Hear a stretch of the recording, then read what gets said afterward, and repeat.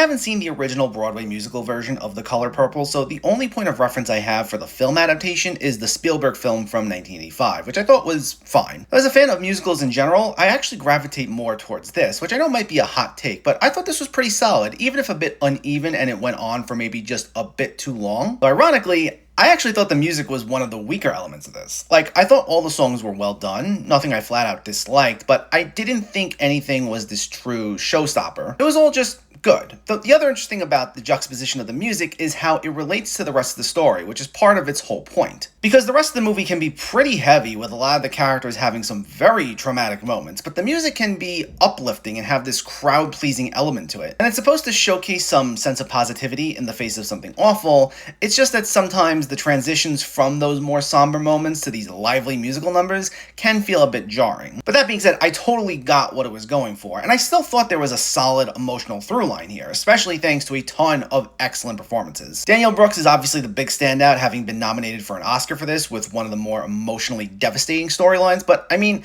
everyone knocks it out of the park here. Fantasia Barrino is just wonderful, while Coleman Domingo was one of the other big standouts in this absolutely despicable role as Mr. Johnson. The raw energy on display from everyone here was something to behold, and really made up for some of the more uneven aspects, so it still made this a compelling watch.